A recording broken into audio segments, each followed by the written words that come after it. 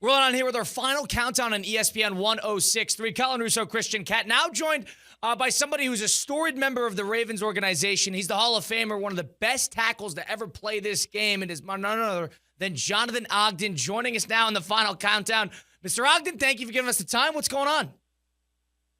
Nothing much, man. How you been, man? I'm great. Thank you for asking. Let me get a sense really quick. Are you a Super Bowl guy? Do you go for Super Bowl week? Are you in New Orleans at the moment?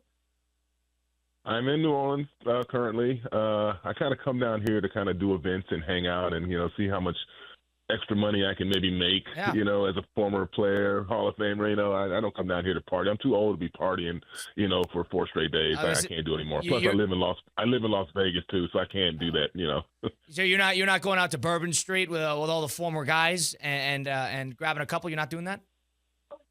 Yeah, I might go walk during daylight hours when the sun is up, but when the sun goes down, I'll be, turned into a pumpkin, so I'll be inside. The fun days are behind us. I totally get it.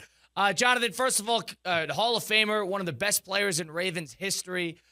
In terms of what we saw from the Ravens this year, let's start on this really quickly. Ravens this year kind of being a team that is a successful regular season team. Lamar, of course, one of the better quarterbacks the Ravens has ever seen. The NFL has seen for what he does on the field. But they keep getting in their own way. Whether it's the Mark Andrews drop or just not scoring in the second, and whatever it may be, they just always seem to falling short. Are they inching closer here? Do they have to change up a thing? What has been your sense of how the Ravens have handled the last couple of years here? Man, it's been such a frustrating last couple of years. I mean, such good, like you said, such great regular seasons. In the postseason, errors. This year was tough. I mean, Mark Andrews, the drop, the fumble, it was tough. But I really think they're on the right path. I think Lamar Jackson's the best quarterback in the league. I mean, I know Mahomes is the most accomplished. I understand that. But, as far as talent goes, I take Lamar over anybody. And this organization, with Derrick Henry and the defense, we just got to find a way, though. You're right. I mean, there's nothing to it but to do it. We got to get it done next year in the playoffs. And, the sad thing is, or the good thing is, like, next year we know it's going to be like whatever we do in the regular season is not really going to matter. We know we're going to win 10 to 12, 13 games, but then it's going to be like, what is Lamar and the Ravens going to do in the playoffs? And it's good to have that narrative, but it also sucks to have that narrative. So, hopefully next year will be our year, but I mean, the window doesn't stay open forever. That's one thing I've noticed. Father Time takes everybody, so hopefully we can get it done sooner rather than later. Well, that's an interesting point that you brought up there, because you're right in terms of seeing a window and seizing an opportunity. I think more than many, especially with the Ravens of 2001. 2000 and 2001 being one of those great teams that were able to dominate their way to a Super Bowl. I mean, from your perspective, that team and how successful you guys were, especially in the postseason, one of the more dominant defenses, just really a throttling on all ends. Did you have a sense that year something was different, something different was brewing? Was it right timing? Looking back, comparatively to what we're seeing now with the Ravens, was there a certain magic that was attached to that team? I guess there kind of was. Even in the 2013 team, that there's the same magic. That was the year I went into the Hall of Fame, right, and I watched that team. I got to witness it. But, 2000 was something special. I mean, when Trent Dilfer came in and took over, and it's just the way our defense was playing and the way we were running the football. And I don't know, there was just something about it. We knew that if we just didn't turn the ball over on offense and we scored 14 points, we knew we were going to win. And there's something that was really cool about that. And to watch Ray Lewis and Tony Siragusa and Sam Adams and Rod Woodson and those guys just dominate on defense. I mean, Hall of Famers, and it was something special. I mean, we definitely knew something was brewing, but we had to finish it, and we did. We went down to Tampa and took care of business with the Giants. But I mean, and like these Ravens regular seasons that they've had the last couple of years have been something spectacular. But if they can't find a way to get that championship, it just doesn't quite mean as much. So, but that 2000 year was something special, though. As you spoke of Ray Lewis, somebody that you entered the draft with back in 1996. I mean, not very often. I think people would be pleased if they scored one Hall of Famer in the first round, but the Ravens that year scoring 2 Hall of Famers with you and Ray Lewis was something to behold. Did you have a sense that the Ravens sort of struck gold with you two coming out of UCLA back in 96? I mean, I knew they did with me. I knew that. Look, coming out of the draft, we didn't even know. I mean, we knew where Baltimore was, but Baltimore had just moved from Cleveland, didn't really have a color. We didn't have the purple yet. I mean, so it was just like, what are we going to do in Baltimore? But I knew Ray from playing against him when we played against Miami, and we were on the same All-American teams. I knew he was a committed guy. He was dedicated, and he wanted to get to win. So I came, and we were roommates year one in training camp, and we both said, hey, man, we don't know what we got here, but we're going to try to make something work in. And Ozzie Newsome continued to build. He brought in a lot of good players through free agency, and we drafted the Jamal Lewis's and the Chris McAllisters. And, and the organization just became great. I mean, we did not realize, thank goodness, but, I mean, how good Ozzie and Art Modell and how good an organization the Ravens are. And talk about how great of an helped start that, though. So. Absolutely. And being a great organization is something that it's almost contagious how much it kind of trends forward. The Ravens are one of those teams. And I don't want to say it. I don't want to spark any nerves. The Steelers, another organization, just well run. And you were lucky enough to play for the Ravens your whole career. What can you say about, what you're seeing now in the NFL with some of these organizations and the turnover and the coaches in and out and the owners who don't know what they're doing? Comparatively to something with as stable as the Ravens back when you played, even now, from your perspective, was there a sense of stability when you were with the Ravens that you don't really see with other teams?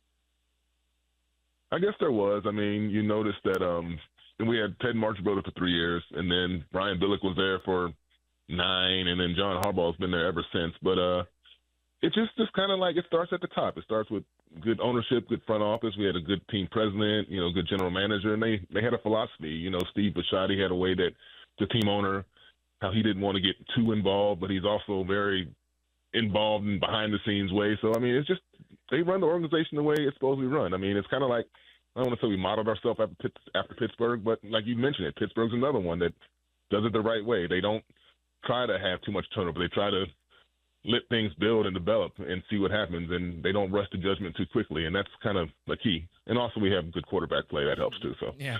Jonathan Ogden, the Ravens Hall of Famer, the 4-time first-team All-Pro, 9-time total, joining us now on the Final Countdown on ESPN 106.3. Jonathan, one thing about being a tackle and being a great one is almost you're a specialist. You're the rock. You're the anchor of that offense. Nowadays, there are the great anchors that are lining up at the tackle position, but there's a lot more, I don't want to say versatility maybe, different tackles jumping around. Is there a sense of that position having changed? Is there a more versatility, people having to shift into guard if they're not ready for tackle?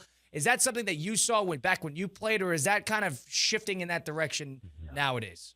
It's pretty much the same. I played guard my rookie year. We had a guy, Tony Jones. You got to be versatile. All the great linemen can play anywhere. Larry Allen could play right tackle, left guard. It's just kind of, I guess maybe people are noticing the athleticism. It's becoming a little more prevalent, but always in order to be a great player, you had to be able to do it all. And you got guys like Penei Sewell who are good athletes nowadays, and Mailata and Lane Johnson. But we had some pretty good athletes back in my day too. So I give the nod to the older linemen. And one thing, I'm an old guy there. One thing about the era that you played in was some of the prolific pass rushers that were throughout the NFL in that moment. Bruce Smith comes to mind. In terms of great pass rushers, nowadays it's so centered upon people have to be specialists on the pass rushing end. But even back then, some of the great players in the history of the NFL on the opposite side of the lines. Who was that person for you that was circled on the calendar whenever that team came up on the schedule? Oh, it was always, I always give the same answer. I get asked that question all the time. And I always tell people that Derek Thomas was probably the most talented rusher I ever played against because he had every possible move you had to prepare for. But the guy who you had to really circle was Dwight Freeney, especially if you were playing in Indianapolis on that turf, because his spin move was probably the most ferocious one single pass rush move in football. Ask any tackle. Ask me, Walter Jones, Orlando Pace, Willie Roaf, any of the guys who played in that era will tell you had to really be ready for that spin move. But yeah, like you said, we had good. There was Jason Taylor, Julius Peppers. We had a lot of good pass rushers in those days. Jared Allen, who's going into the Hall, played against him when he was a younger player. So, yeah, it was a good area of pass rushers. But they got some good guys now, though. They're always going to have pass rushers. That's why you're always going to have good athletic tackles. Absolutely. Jonathan, one thing about that you mentioned was some of the great tackles that played in your era. How does the relationship with those guys? Is there a sense of competition? Is it a sense of we know how great we are? We've had our careers already. Is there a sense of I'm better than you and I want to prove it? What is the relationship amongst tackles, especially the ones that played in your era now and even back then? It's we have a lot of respect for the young people who play the game now. We really do. But we all say the same thing. How much money could we make if we played in this day and age right now? Like, the TV contract's probably driving you up the wall. It's like, who was I talking to? Was it Orlando Pace or somebody not too long ago? It's like, man, what could we get if we were free agents in this day as an offense? Like, Trent Williams is getting this.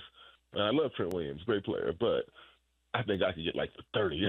So that's our limitations right now. But everything else, though, we're like. But as far as the competition, though, we did our thing. We respect each other's game. No one says who was better or not. We were all great, and we just all did our best, and we just appreciate the fact that we were able to provide for our families and have such great lives playing the game we love. So. With the Super Bowl coming up this weekend, we know you're in New Orleans doing a bunch of media and everything like that. You've seen this week on the other side, on a player side, and now you're seeing it from the sense of doing a little media, doing these events. In terms of preparing for that game and making sure that you're locked in, prepared, only went to one Super Bowl, but you won it. How does that differentiate from the difference between a regular game or a playoff game at that matter? Because there's so much more you have to do with the Super Bowl. There's the travel early. You're practicing there. You're doing the media availability. It's so much more than a normal week. Does that take a little bit to kind of prepare for that in a different sense because it's the Super Bowl?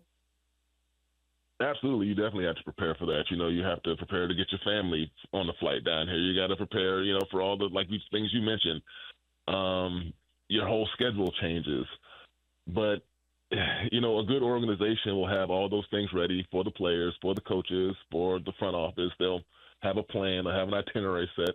They'll have the places, everything, so they'll try to keep it as close to normal as possible so that when they do get down here that they can just go straight to their rooms, go to the bus, and then do what they need to do to prepare and try to keep it as close to a normal week as they possibly can. Because that's the key. You have to try to prepare just like you did. You mentioned it. It's a different week. It's a whole different animal. But you have to try to do what got you here, and that's pay attention to little details and do what you need to do in practice and in the film room. And then when the game comes, it's just another football game. You're not even thinking about it. Absolutely. And one thing that's interesting with you guys is, and how successful you were, how successful the Ravens have been, is now you're sort of looking at a different animal with what's going on with Kansas City because they're there every year and year in and year out. They are in the mix, and it's a testament to how great Mahomes is and how great that Reed is. But from your perspective, Ravens, I know there's might be some animosity towards Kansas City, but it's also the Eagles, and who loves the Eagles if you're not from Philly? From your perspective, are you rooting for the three-peat at this point? Would it be more of a story to have the Eagles spoil the party? Where do you stand on that? I guess the better story would be the three-peat, but I really don't care about I really don't want to see that either. I'm kind of a bit of a hater, just a little bit. But the only thing I really want to see is a good game. I'd like it to come down to a final drive for someone to have to make a stop or make a play or something exciting. That's what I really want, because who wins doesn't really matter to me. Yeah, absolutely. So far removed. You have your ring. You have your ring. If it's not the Ravens, I got my ring. I'm still a bitter old Ravens fan, though. I can't help myself. One thing that's interesting, too, is with Jonathan Ogden joining us now on the final countdown on ESPN 106.3. One thing about being a left tackle, and what people have said about your career is you're a happy-go-lucky guy. You always got a smile on your face. You were a great person to be around in the locker room. Even opponents have said this. But you're also a left tackle. You're also playing in a tackle position where you a lot of ways have to be a mauler. Going up throughout the NFL at UCLA, throughout your NFL career, did you make it a point to try to have a happy perspective about things? Was that just your personality showing here? Did you turn it on and off? Was it a flip a switch when the snap count was called? What was that to you in terms of maintaining that aggression, but also having the smile on your face? No, I just think that my natural personality is just I'm a nice person. But, I also understood that when I'm playing, I'm trying to, like you say, I'm trying to tear you apart. I will help you up. off the ground, but I'm going to try to take you down and let you know that I'm going to dominate you. I mean, you can't. That's part of the fun of being an offensive lineman, is to actually get a chance to like move another man against his will and say that's fun. And so I kind of giggled and enjoyed that part of the aspect. It's a little crazy, but yeah, I mean, but I guess it wasn't really a switch. It was just kind of like I knew what I had to do to become great. Does the rules of the sense? how? Yeah, absolutely. Does the rules of how they officiate tackles nowadays? The false starts is a big thing. The holding is a big thing. The illegal man downfield is a big. Everything is so dialed in now with the television product and everything like that. Is there an element of how tackles and offensive linemen are officiated that drives you crazy now that maybe it wasn't then, or vice versa? I'd say the illegal man downfield thing seems to have gotten a little out of control. Like they seem to like have thrown a lot more of those flags. But I mean, as far as the guys in the backfield or the holding, they've gone through cycles over the years where they put emphasis on. Like I remember years when they'd say we're going to emphasize making sure that tackles are on the ball. So I remember they called me for one, and I was like, dude, what are you doing? He's like, hey, we got to get you up, you know. But like after 6 weeks, they stopped doing it. So those things, they go in cycles. But for the most part, we're just trying to do what they need to do to keep people safe, I guess. So every rule they make, I try to look at it from that perspective. You try to see the vision on that. Nowadays, I want to ask you about this from a player's perspective. International travel throughout the NFL is becoming more and more prevalent. They got, of course, the European games, Germany, London. They're going to do Ireland, and now all of a sudden they're thinking about doing Australia. Would that be something that you would like as a player? Would that thing that drives you up the wall where you just realize that this is the NFL just trying to get more money out of this? Oh, I would hate it. I mean, personally, as a player, I would hate to go too much travel all the way to Australia or go all the way to Brazil and have to sit in my hotel room and like have to go play a game and fly all the way back to the States. It's 14 hours from LAX to Sydney. I mean, that's a long flight. But I understand what the NFL is trying to do. They're trying to make more money. If they can find a way to get that salary cap up and make it more money for the players in their pocket, I guess that's kind of the way you have to approach it in your mind.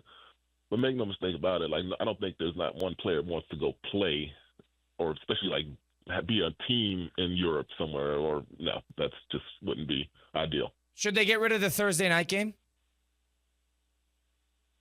Nah, not. I think the Thursday night game is okay. It's okay. I know a lot of players complain about the injuries and the routine and everything, so I was just curious on that. Nah, you know what? I think they make a little bit too much about the injuries, a little bit. You know, I think we're all operating under the same. Like, if you play a game Sunday and we play one Thursday night game a year, and it's potentially in division, and you know, you're all operating under the same set of circumstances, 3 days rest, and then you get a 10-day off. It's doable. Is it perfect? No, but it's okay. You know. Coming from somebody who started 176 of his 177 career games, had such an outstanding career. Really quickly here, the James Hardy Invitational coming up here in about a month. You'll be down here in South Florida playing some golf with a bunch of other Hall of Famers and a couple PGA guys. Give me a sense of that. Are you excited for the event? Are you a golfer yourself? Extremely excited for it, man. I love playing golf. I play like 2-3 times a week. I try. You know, it's a Champions Tour event, like, so I'm 50 now, so technically I could be on this tour, which is kind of crazy. But these guys are still so much better than me. These are kind of the guys when I first started watching golf, you know, along with Tiger Woods, the Fred Funks and the Kenny Perrys and the DeMarcos. These are guys who, when I first started. So playing alongside those guys would be fun. I've played with some other PGA Tour players, but this will be a first for a 2-day event. Where, you know, it's going to be fun.